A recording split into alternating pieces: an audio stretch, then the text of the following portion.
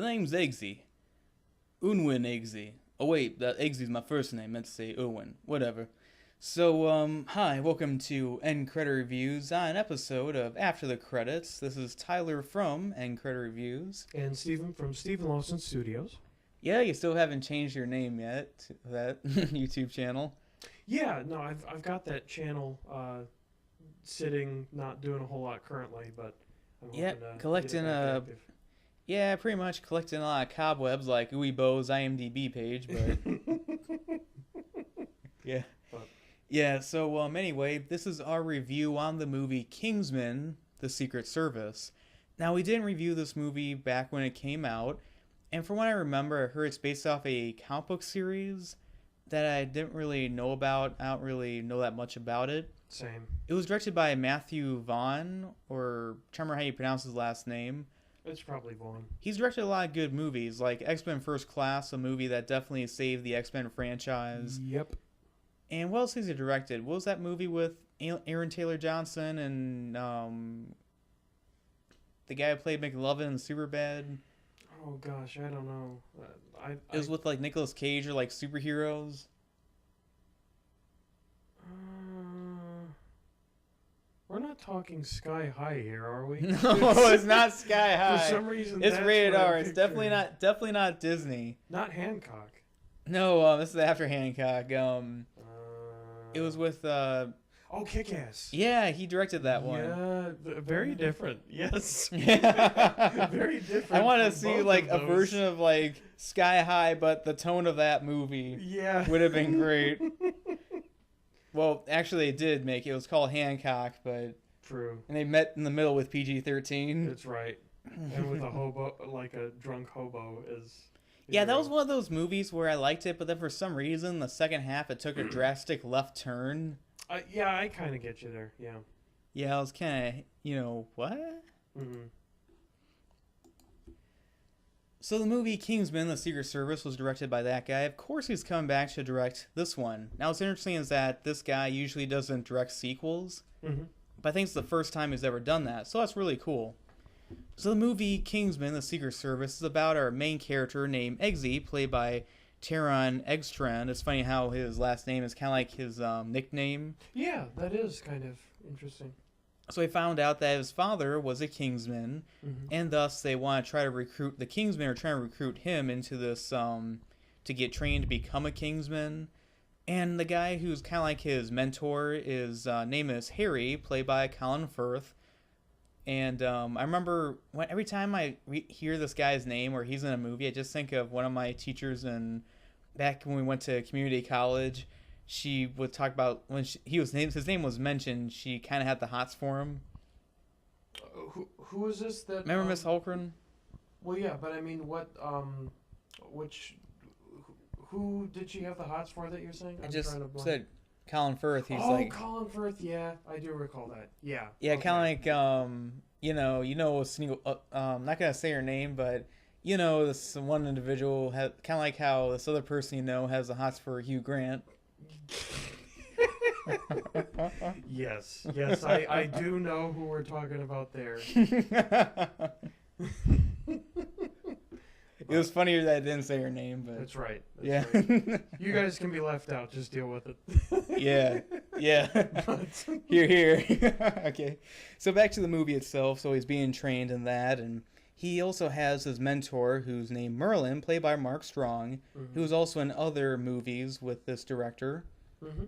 And also, again, while that's happening, there's also this villain named Valentine, played by Samuel Jackson. Mm-hmm. And also he has... With a lisp. Yeah, basically, it was kind of like how in the Bond movies, different Bond villains had like some deformity or odd gimmick they had to make Right. them stand out. And what I love about this movie is that it pretty much was, in a way, kind of parodying those movies, kind of like what Austin Powers did. Mm. But it didn't went all the way like full camp to just making fun of it. Right. What was great about it was that also it kind of paid tribute to it. It was clearly still like an action movie. It wasn't like we're making fun of corny action. I know. It was a serious, kick-ass movie From the guy who directed that movie. Yeah. Yeah. And it took itself seriously, and that was very good. So. Yeah, that's what I loved about it was that I thought it was a breath of fresh air because in a day and age where spy movies are pretty much trying to copy what the Bourne franchise has been doing, especially in tone, even the Bond franchise with like what they did with Kwame Salas and its directing and editing. Boy, what a mess that was. Yeah, I know. I feel like I have ADD watching that movie. And then also Skyfall, which I think is an overrated movie personally, with kind of like the pacing kind of felt like Bourne-esque. And what I liked more about... I disagree, actually. But... Okay, I see. Yeah. But I think that's what I liked more about Spectre was that it was more like the Bond films. And that's what I loved about this movie, Kingsman, was that it felt like the old school kind of Bond films and spy movies. And it was definitely a breath of fresh air because there were like maybe half a dozen spy movies that year alone. Yeah, that's true. I think when it came out, but this was like really nice to see this. It was. The action in this movie is really good. I just love the fact of in the climax of the movie, I mean, he definitely shows all those traits that he learned, and also he's fighting against a bunch of people. And this is the key to making a good action scene. Unlike, the Fast and Furious movies, where these characters are pretty much invincible. Exactly. So stupid. Yeah. You can quote me on that. Me too. But also, I think one of the best examples of action is during this, like, church fight scene where I guess these people are manipulated to like fight to the death, and like Freebird plays. Oh yeah, that is one of the scenes that most people take away from it, and was one of the most iconic from it. So yeah, no. After seeing that scene, I was kind of tempted myself to recreate that action scene, like ask a bunch of people to participate. And find, I think there's a church nearby us, and maybe film there. That would be cool. Yeah, we could do that probably. Yeah. I think Family Guy did something similar to that in a cafeteria, as a homage to that. I'm trying to remember that, but yeah, I thought that was kind of cool in that. But also the main villain, played by Samuel Jackson, has a bodyguard named Gazelle, played by Sophia Boutella, who you probably know best as the Mummy in the 2017 remake of The Mummy. She was good in that role. She was very assassin-like, and with her blade feet just slicing people in half. Well, technically legs. Yeah, legs. I'm sorry that I did not refer to the proper pronoun. No, I'm just correcting you on that. I'm just giving you crap. I know what made it even more interesting that her whole legs were kind of blades and that. Right, and they even kind of looked, in how they bent like gazelle stuff. So that's probably why she's got that name. Oh, yeah. And but yeah, there were plenty of cool aspects of it. Not really gonna talk about the spoiler that it's looking like will be undone in this next one from what we're seeing in the commercials about a certain Kingsman. Yeah, but I guess we'll kind of gloss over that. Yeah. But anyway, what I want to say about it, with the other cast members, there's this one character who's, I guess, kind of like a peer of Eggsy named Roxy, played by Sophie Cookson. At one point, I thought they were hinting that maybe there could be some kind of relationship between them or whatever, but who knows? Maybe in the sequel they can explore that. Yeah, definitely. Kind of like with, Zootopia, they could probably explore maybe the next one, maybe if there would be a relationship between Nick Wilde and Judy Hopps or whatever. Yeah, bestiality, that's right. No, they're both animals. No, I'm oh wait, one's a fox, one's a rabbit. Right. No, that's the point I was making. Is it's like they're anthropomorphic, but and it'd be funny to see. Animals. And it'd be funny to see Officer Judy Hopps' family's reaction, because I think there was a deleted scene in there when her grandpa says foxes have red hair because they're of the devil. Can we talk about how pretty? I don't know if the word is awkward, but that porn is like rated X and not allowed on TV. Meanwhile, they'll show on a rated G program animals screwing each other, like on National Geographic. Yeah. Yeah. Question mark there, but so let's try to go back to what we were talking about. We're talking about Kingsman. But for some reason, we're talking about animal sex. He brought it up, folks, but No, you were talking. I talk about like relationship, not like people getting it on in the biblical sense, but okay, yeah.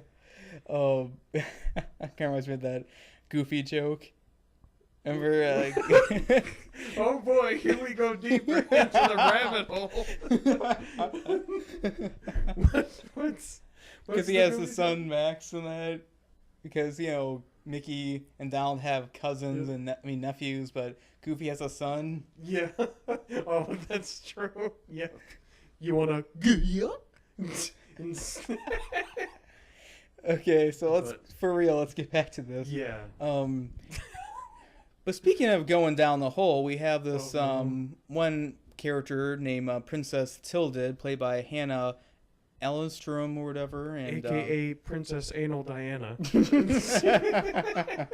Yeah, he made that joke before we started the review. So. And yeah, very much. She's a character who's kind of mentioned earlier, and very much the kind of damsel of distress character that Eggsy kind of saves. Mm-hmm. But it's just like a minor subplot. It's not like it's the main plot of the movie. Right. But I just thought it was kind of funny what they did at the end, and also. No pun, well, kind of pun intended. Yeah, at the definitely end. a pun intended there, to be sure. But yeah, it was cool, and there was a lot of well choreographed action. Definitely. The tech stuff wasn't like way over the top like it could have been, but yeah, there was shaky cam, but you could follow what was going on. You could understand what was happening. Yeah, and I really did like the whole plot. I'm not gonna spoil it, but with implying elite control of a population. I'll put it vaguely like that. Yeah, I mean, that whole movie, I think, if you think about it, the movie Kingsman Secret Service is kind of like how the movie Pleasantville is a film about these people who go to like a different universe, and they basically, it's all in black and white. They bring new ideals, and it gradually turns to color. Mm-hmm. That movie was kind of like a movie, but a liberal message in disguise. With Kingsman Secret Service, I think it's the opposite, where I think this movie might be a conservative movie in disguise. Because the whole message about Eggsy, he's pretty much from a low class, and pretty much a whole line of, manners makes the man. Mm-hmm. Showing that if you apply yourself and you work really hard, you can really go up high in society. And also the main villain, has a kind of a global warming-esque agenda by kind of forcing people to accept it in a way, and having people, well, in a way radical, like having people like killed off. I'm not gonna say how he does it. Yeah. And on top of that, there's this montage sequence where there's like a chip he puts into the heads of people, just in case they want to back out the last minute. And there's like a whole montage of people's heads blowing up. That's right. And they show like the president's cabinet. I'm like, I could tell I guess that was supposed to be like Obama. Mm-hmm. His head explodes. And that, I'm surprised there wasn't a bunch of controversy like trying to boycott the movie. That is a good point. Yeah. I don't know if I'd so much say that it was.